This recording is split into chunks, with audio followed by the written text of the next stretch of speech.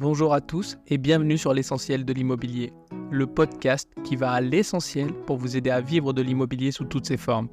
Chaque dimanche, retrouvez un nouvel épisode dans lequel nous parlerons des métiers de l'immobilier, d'investissement et de la vie en copropriété. Je suis David, professionnel de l'immobilier depuis 10 ans. Retrouvez mon livre « Acheter son premier appartement », le guide complet pour réaliser votre rêve immobilier sur Amazon. Abonnez-vous pour ne pas rater les prochains épisodes.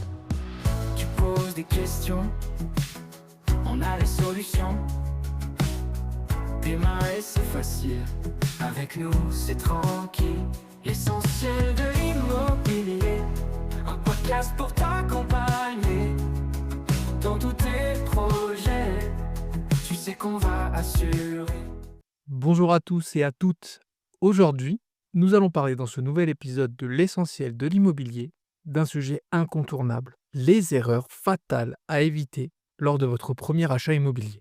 Que vous soyez en pleine recherche ou que vous envisagiez d'acheter dans quelques mois, cet épisode est fait pour vous. Je vais vous partager des conseils, des astuces, mes histoires personnelles pour que vous soyez parfaitement préparés et informés sur les erreurs fatales à éviter quand on achète pour la première fois. J'ai décidé de découper cet épisode en 5 grandes parties. Chaque partie a un thème d'erreur. Mal évaluer son budget, choisir un bien sans réfléchir à l'avenir, se précipiter dans la négociation, négliger les démarches administratives et sous-estimer les travaux ou l'entretien. À la fin, vous aurez une vision claire des pièges à éviter et des bonnes pratiques à adopter pour réussir votre projet. Je me souviens personnellement de mon premier achat immobilier. J'étais tellement excité que j'ai signé un compromis sans même vérifier les diagnostics. Au final, j'ai découvert un problème d'humidité et c'était pas très drôle. Je vais vous raconter comment j'ai géré ça un peu plus tard dans cet épisode et je vais vous donner aussi d'autres petites anecdotes qui me sont arrivées. Car rappelez-vous, les cordonniers sont toujours les plus mal chaussés. Première partie, mal évaluer son budget. C'est pour moi des erreurs les plus fréquentes. La première erreur fréquente, c'est de se concentrer uniquement sur le prix d'achat.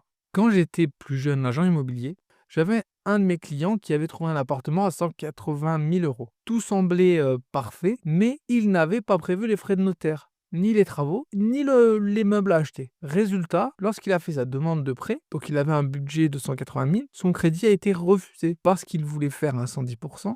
Et il n'avait pas inclus dans son projet les frais de notaire. Donc la banque ne l'a pas suivi, donc on s'est retrouvé avec une vente qui est tombée à l'eau. Toujours utiliser un simulateur en ligne et essayer d'inclure les frais annexes évidemment, mais aussi une marge d'erreur ou un complément sur votre budget de recherche. Parce qu'il serait dommage de faire comme lui, de trouver la perle rare et de ne pas pouvoir l'acheter parce que vous étiez trop court de 10 000 euros. Ça nous amène à la deuxième erreur dans cette partie, c'est de mal anticiper ses capacités d'emprunt. Il est important de comparer les offres de plusieurs banques. Une fois, j'ai accompagné un couple qui pensait pouvoir emprunter 250 000 euros. Et après simulation, la banque leur a proposé seulement 220 000 à cause des crédits voitures. Pourquoi ? Parce que les crédits à la consommation sont un fléau pour votre capacité d'emprunt. Et cela a dû complètement changer leur recherche. Ils ont dû retourner sur des biens qu'ils ne voulaient même pas regarder aux prémices. Toujours vérifier votre capacité d'emprunt. Épurez vos comptes le plus possible afin justement de garder la plus grande capacité d'emprunt. La troisième erreur,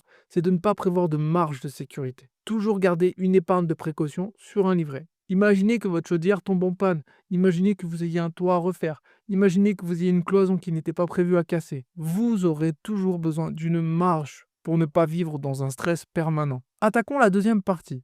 Je l'ai intitulée « Choisir un bien sans réfléchir à l'avenir » parce qu'elle définit beaucoup de personnes, elle aussi. Quand vous faites votre premier achat immobilier, vous achetez généralement un bien sur un coup de cœur. Je vous redonne un exemple pour illustrer les choses. Un jeune couple a acheté un appartement avec une superbe vue, mais sans ascenseur. 2 ans plus tard, avec un bébé et une poussette, ils ont regretté leur choix. Je l'ai vécu à plusieurs reprises dans ma carrière. Une fois, j'avais une petite dame qui avait acheté un 3e étage parce qu'il avait vue sur mer. Et finalement, elle s'est rendue compte que monter 3 étages sans ascenseur, avec ses courses à 60 ans passés, c'était pas possible. Je crois de mémoire qu'elle est restée même pas 6 mois dedans avant de le remettre à la vente. Je vais vous donner une astuce. Faites une liste précise des critères indispensables et des compromis possibles que vous pouvez faire avant d'hésiter. Il y a des concessions qu'on peut tous faire. En revanche, il y a des impératifs qu'on ne peut pas enlever, des indispensables. Négliger l'emplacement aussi. C'est très important de ne pas négliger l'emplacement. Il est important de vérifier les projets urbains en cours. On en a déjà parlé dans d'autres épisodes. Mais imaginez acheter une maison à côté d'un terrain et puis vous vous retrouvez avec une maison qui a vue sur votre jardin ou voire pire, un immeuble. Parce que oui, c'est tout à fait possible. Aujourd'hui, on construit des immeubles partout et pas que dans les centres-villes. Une autre erreur importante, c'est de ne pas visiter suffisamment de biens. Il arrive parfois que par un coup de cœur, on visite un seul bien et on se dit que c'est celui-là qu'on va acheter. Mais ce n'est pas comme ça qu'il faut raisonner. Même si vous avez eu un coup de cœur sur un bien, je vous invite et je vous conseille fortement de visiter au moins 5 à 10 biens avant de prendre une décision. Premièrement, pour connaître les prix du marché dans le secteur. Deuxièmement, pour comparer ce qui est comparable. Et troisièmement, pour être sûr de votre achat. Troisième partie de cet épisode, j'ai intitulé cette troisième partie « Se précipiter dans la négociation ». Ah, ça c'est ma partie préférée. La première erreur que vous faites, généralement, c'est de faire une offre trop basse. Un acheteur a proposé une fois 30% de moins, le vendeur l'a mal pris et il a refusé toute la négociation. Mais vous savez pourquoi? Pas parce qu'il a fait 30% de moins, mais parce qu'il n'a pas argumenté. Il a juste dit, bah moi, votre maison, je peux vous l'acheter, mais je vous l'achèterai 30% de moins. Vous devez donner des éléments factuels au vendeur pour lui dire que oui, sa maison vaut 30% de moins. Mais n'oubliez pas qu'il est attaché émotionnellement à sa maison. Même si vous n'aimez pas l'intérieur du bien, même si vous n'aimez pas tout dans le bien, lui, il l'a acheté avant vous. Lui a fait des travaux, peut-être que ses enfants ont grandi dedans. Et vous arrivez, vous lui dites, bah non, monsieur, vous êtes trompé sur le montant, c'est pas ça, ça vaut ça. Vous allez forcément braquer les gens. Sauf si vous avez des cartes en main. À ce moment-là, la négociation peut s'ouvrir et il peut entendre. Dans la même lignée, une erreur que font beaucoup de primo-accédants, c'est de ne pas demander d'informations sur le vendeur. Vous devez, de manière détournée, comprendre qui est le vendeur. Il est important de comprendre ses motivations. Déménagement, divorce, succession, envie de changer, et si oui, pourquoi? Une fois, moi, j'ai aidé un client à négocier un prix plus bas car le vendeur était pressé de partir. Il divorçait et on a fait une négociation de fou furieux. Je crois c'est indécent. La maison était proposée à 499 000 euros et il l'a touché à 320 000 euros à cause d'un divorce parce qu'ils avaient besoin d'argent et parce que la maison était aussi un petit peu surévaluée. Mais vous vous rendez compte de la baisse? Vous devez comprendre pourquoi le vendeur vend. Une autre erreur que j'ai faite moi aussi, c'est d'oublier les diagnostics immobiliers. Vous devez toujours lire attentivement les diagnostics. J'ai eu la chance dans ma vie de faire plusieurs achats. Une fois, pour vous donner une autre anecdote, j'ai oublié de regarder la conformité des réseaux d'eau. Et je ne m'étais pas aperçu en fait qu'il y avait une non-conformité sur les réseaux d'eau. Ça, c'est un petit peu particulier. Et donc, que la reprise des réseaux d'eau était à ma charge. Et il y en avait pour 20 000 euros. Heureusement que mon notaire a été formidable et qu'elle m'a permis de me sortir de ce mauvais pas. Et vous devez tout vérifier tous les diagnostics en votre possession et aller même plus loin. Attaquons la quatrième partie. Sous-estimer les démarches administratives. Une erreur capitale que vous faites, quand c'est votre premier bien, c'est que vous vous fiez qu'au notaire et seulement au notaire. Vous ne lisez pas correctement le compromis de vente. Prenez le temps de poser les questions au notaire. Prenez le temps de lire correctement votre compromis. Demandez une copie du projet par email et lisez-le attentivement à plusieurs reprises. C'est long, c'est rébarbatif, mais vous devez le faire parce que toutes les lignes sont importantes. De la surface, l'identification cadastrale, vous avez d'autres paramètres importants, le prix, la commission d'agence. Vous devez regarder également s'il y a un ancien lotissement. Est-ce qu'il y a une copropriété? Parce que oui, il existe, on fera un épisode dessus, mais il existe des copropriétés horizontales. Parfois, vous achetez une maison sans savoir qu'elle est dans copropriété. Et ça, c'est véridique. Je l'ai déjà vu.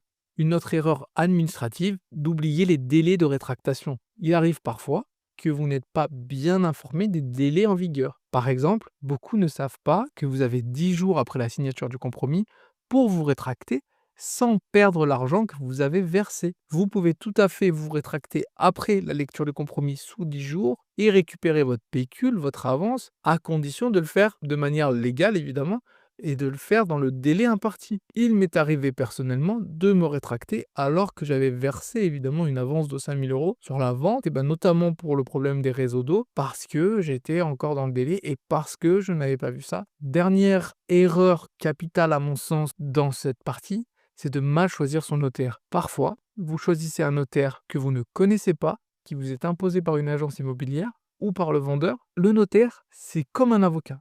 Il faut que le notaire défende vos intérêts. S'il défend les intérêts du vendeur ou de l'autre partie en général ou de l'agence, vous allez être desservi dans l'histoire. Trouvez un notaire, un bon notaire de famille que vous avez ou que vous connaissez, ou faites-vous recommander un notaire, mais un notaire qui prend le temps de vous expliquer et un notaire qui va vous aider dans toutes vos démarches et que vous garderez sûrement toute votre vie. Vérifiez aussi les avis en ligne ou demandez des recommandations, c'est le plus simple. Mais prenez un notaire connu de quelqu'un qui vous est proche. On arrive sur la dernière partie, c'est négliger les travaux d'entretien. Vous sous-estimez trop souvent le coût des travaux et le temps des travaux. Un acheteur, un jour, pensait qu'un simple coup de peinture suffirait. Finalement, il a dû refaire l'électricité, la cuisine, l'isolation, la toiture, le sol.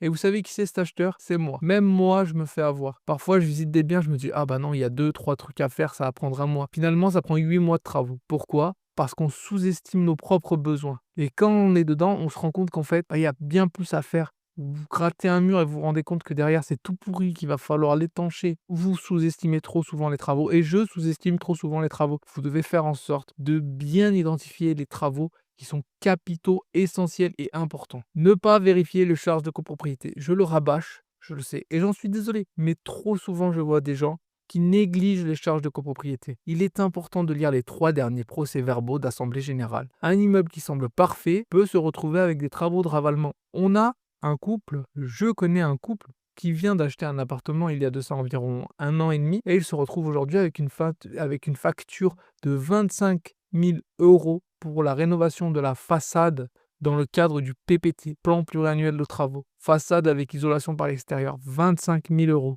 Ils sont obligés de faire un crédit sur 25 ans pour payer ces charges de copropriété. Et aujourd'hui, ça les pousse à vendre. Vous devez vérifier tous les procès-verbaux d'assemblée générale et obligatoirement les 3 derniers. Parfois, une façade peut être amorcée bien plus tôt. Généralement, sous 5 ans, ça arrive maintenant. Donc, vérifiez, lisez, regardez ce que les gens ont dit pendant les comptes rendus d'assemblée générale et essayez de déterminer si des travaux importants vont arriver. Généralement, s'il y a une maîtrise d'œuvre qui est missionnée ou s'il y a un débat sur le plan pluriannuel de travaux, vérifiez déjà s'il y a des travaux qui sont amorcés ou engagés. Parce que je vous rappelle que c'est le propriétaire, au jour de l'appel de fonds, qui est redevable de l'appel de fonds. Donc même si les travaux ont été votés par l'ancien propriétaire, c'est à vous que revient la charge de payer les travaux. On arrive déjà à la conclusion de cet épisode. Donc, pour résumer, afin de réussir son premier achat immobilier, vous devez faire en sorte de respecter quelques points clés. Tout d'abord, il faut éviter de se précipiter. Il faut bien évaluer votre budget. Il faut choisir un bien adapté à vos besoins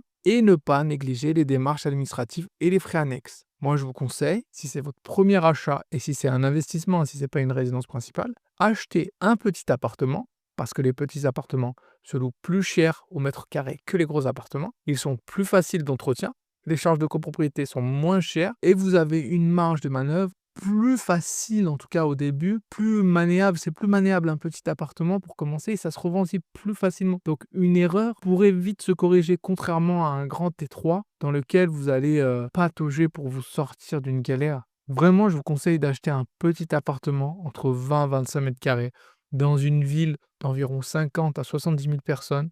C'est très bien pour démarrer. Et encore une fois, écoutez les autres épisodes du podcast pour bien comprendre, définir votre besoin et votre stratégie. Et vous allez y arriver, j'en suis sûr. Toutefois, si vous avez des questions ou si vous souhaitez un accompagnement personnalisé, j'en ai déjà parlé dans le précédent podcast, mais on va mettre en place des one-to-one, des coachings en tête-à-tête, en visio, afin de vous aider. Tout est possible, on n'a pas encore réfléchi aux modalités, mais si jamais ça vous intéresse, laissez un petit commentaire en bas. Et puis moi, je verrai en fonction du nombre de personnes intéressées si ça vaut le coup ou pas de le faire. En tout cas, je vous souhaite une bonne journée. Je vous souhaite une bonne année 2025, même si je l'ai déjà souhaité. Je vous souhaite le meilleur, que vous puissiez réussir tous vos projets immobiliers, que vous soyez heureux et la santé évidemment. Et puis moi, je vous dis à la semaine prochaine. Ciao!